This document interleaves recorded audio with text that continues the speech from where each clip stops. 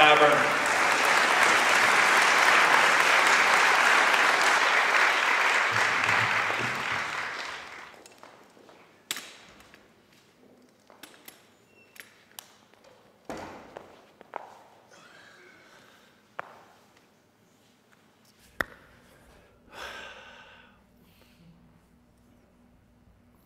It was December 2005, okay? I'm on a train, an overnight sleeper train from Chiang Mai, Thailand to Phitsanulok, Thailand. And about 24 hours prior, I had never heard of a city called Phitsanulok, and I still to this day cannot pronounce it. About a month and a half earlier, I had bought a one-way ticket to Bangkok. I didn't know anybody. I had a backpack, and I decided I just wanted to go. I wanted to go and kind of walk the earth, like Samuel L. Jackson says in Pulp Fiction. And I'd been there for a month and a half, and my plan was to go there, to travel around for a little while, and when I ran out of money, figure it out from there. So I ran out of money, and I didn't want to leave, so I decided to get a job as an English teacher. But I didn't have a job lined up. So I started searching around Chiang Mai, which is in the north part of the country, the second largest city in Thailand. Beautiful place. And I'd gone around to another number of different schools and couldn't find a job. And ended up at this language center called CEC. And I talked to the principal. And the principal said, well, we don't have a full-time job in Chiang Mai. We have a part-time job, but we have a full-time job in a city called Phitsanulok. And I said, coming in, Pizza what? And she said, yeah, look, how about this? How about I take you down, we'll take a train down to the city, and we'll go there for the weekend, and if you don't like it, no harm, no foul. And I thought, all right, cool, let's do it, let's go. So I hop on the sleeper train. It's an overnight train, and on the way I read a book called The Alchemist. And if you've never read The Alchemist, you really need to. It's about a shepherd boy named Santiago who has a dream to go to Egypt to find treasure and his adventures along the way. And I really feel as if that book was written for me at that exact time in my life. And I was completely zoned in because I don't even read. As soon as I finished reading that book, I thought to myself, Kyle, you've got it all wrong. And I realized that after a month and a half of living in Thailand that I couldn't speak a word of the language. I mean, I wasn't eating Thai food. I wasn't hanging out with the people and digging into the culture and the religion. I'm like, what are you doing? Are you going to fly thousands of miles across the world to eat Pringles? I couldn't, it just hit me like a ton of bricks. And when I got off that train, I had a whole different swagger about me. And it was amazing, the transformation in my mind that began. It was the beginning of what I call the traveler's mindset. And it's a mindset that I live to this day, every day. And I'm here to kind of run through the 7 principles of the traveler's mindset. And my hope is that when you leave here, you'll be inspired in some way to adopt all or some of these principles, because if you do, man, life is on. Number 1, pack lightly. So there's the literal version and there's the figurative version, right? Pack lightly literally means don't take too much stuff with you when you travel. When I went to Thailand for the first place, I had this big backpack and all these clothes and everything, and you're traveling, you're carrying a backpack around, you're walking for miles and miles and miles, and by the end of that time, I had like 5 t-shirts and 2 pairs of shorts and some flip-flops and my toiletries, and that's it. And people who know me really well still make fun of me this day. They're like, Kyle, you have 5 t-shirts in your wardrobe. And it's partially true because I like to keep it simple. I want to be comfortable, I know what I like, and I don't want to carry too much stuff. The figurative version is more mental, and it's just don't clutter your mind with so much stuff.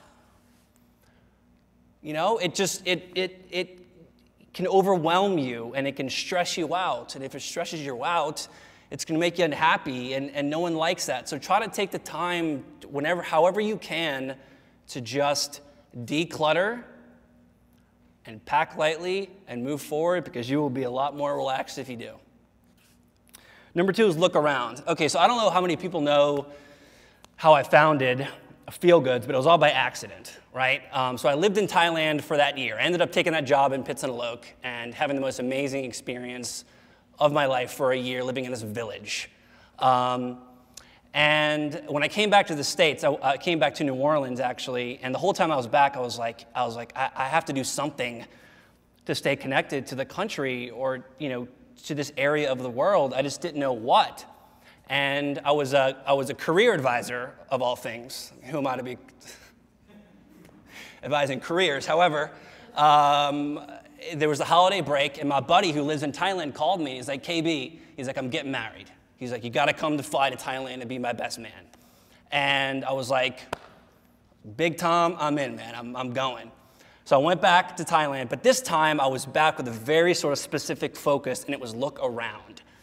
And I wasn't looking for anything in particular, but it just kind of meant that my mind was open to anything that may come my way, to like take those downloads in.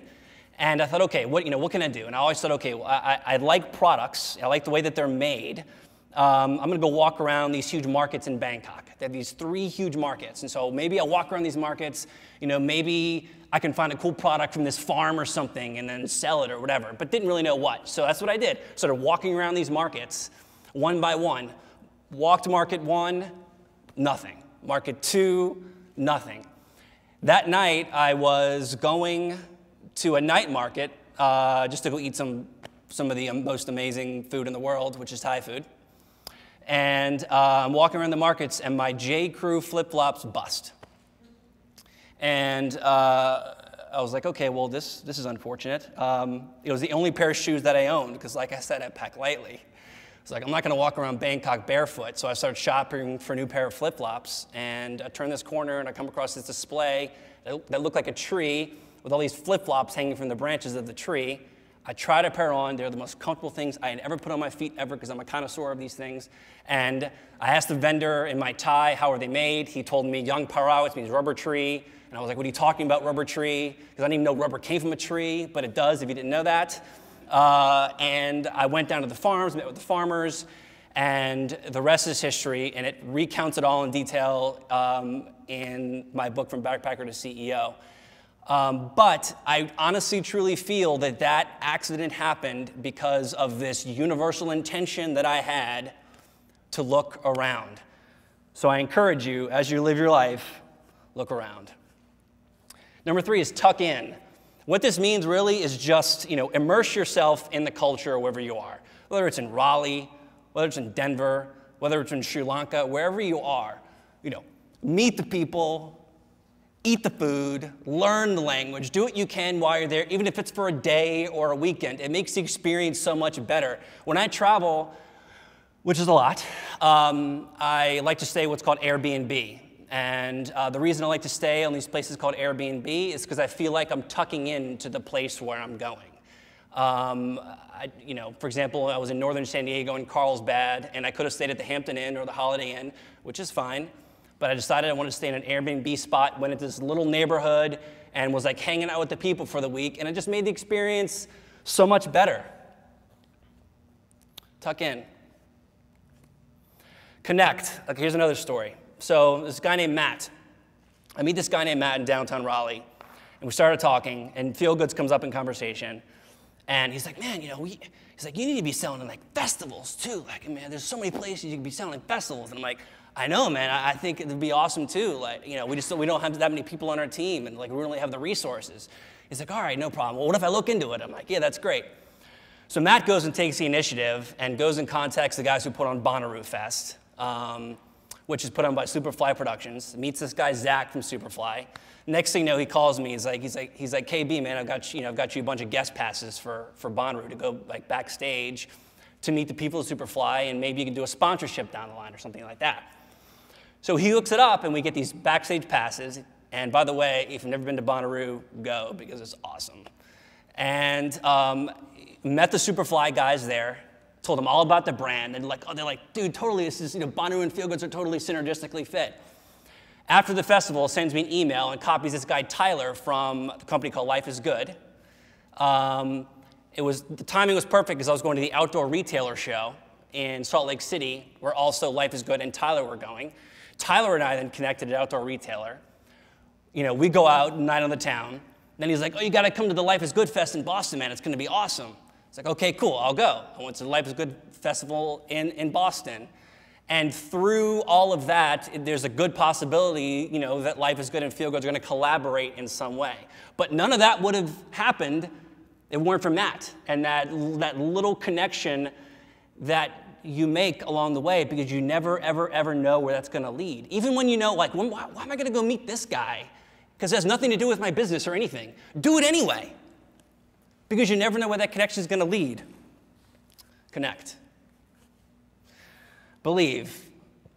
This is important. This is all about, trusting your gut and having a passion for what you do. I wholeheartedly believe that, Feelgoodz is where it is today just because of this raw belief and passion for this company. And I had no idea what I was doing. I had never been in the footwear business before, figured it out from scratch. But I had this core belief that this was something.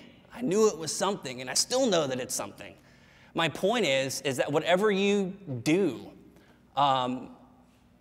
believe in what you're doing. And even if what you're doing right now you don't necessarily believe in, that's okay.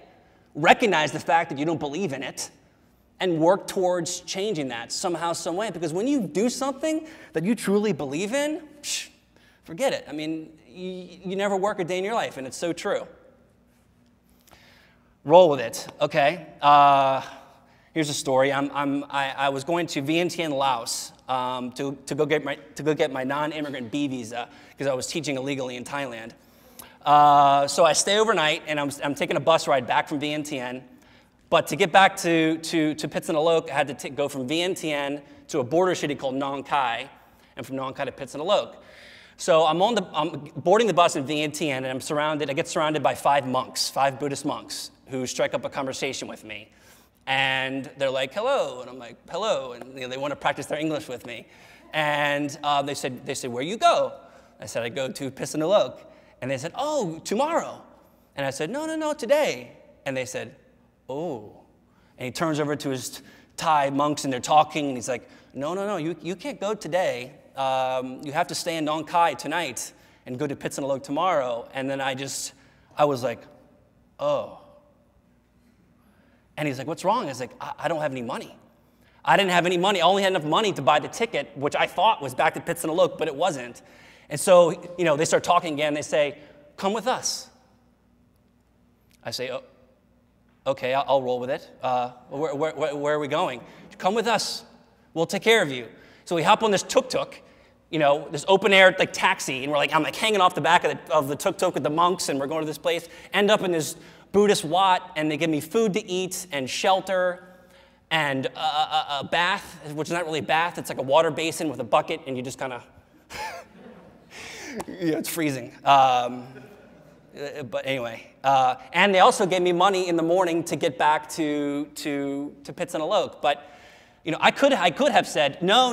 I don't know who you are, and I'm not going anywhere with you, and I'll figure out my own way back to Pitsanaloke. But I was like, all right, I'm gonna roll with it. I'm gonna hang out with these monks and and see where this night takes me. And it ended up being like one of the most powerful experiences of my year in Thailand. One of the defining moments of me realizing that I wanted to do something to give back, for the rest of my life.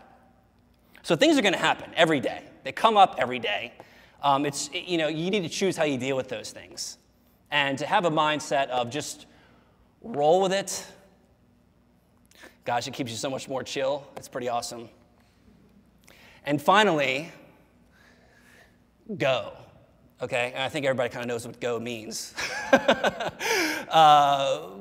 it just, whether it's a day to the beach or a weekend in the mountains or flying abroad, just go. How amazing do you feel when you take a day, even here at this TED Talk, taking the day to kind of refresh your soul and get re-inspired.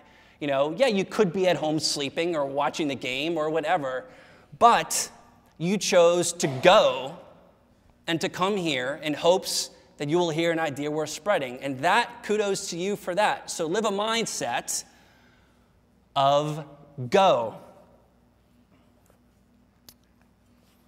Okay, some inspiration for you. These companies, Charity Water, Pencils of Promise, Airbnb, Falling Whistles, Lonely Planet, Guayaki, some of my favorite companies. You know, even Chris from Help One Now, all of these people founded their companies from this pretty amazing travel experience that they had. Charity Water was out of Lebanon. Liberia, sorry. Pencils of Promise out of India. Airbnb, 3 guys were domestically traveling. Falling Whistles out of the Congo. Lonely Planet, they were world travelers. Guayaki out of Argentina. And I'm not here to say that, you know, travel to start your own company. I'm here to say travel begets opportunity. And I truly believe that. And if you go living the traveler's mindset, right, pack lightly, look around, tuck in, connect, believe, roll with it, and go, it will absolutely change your life. 2 ideas worth spreading. Thank you.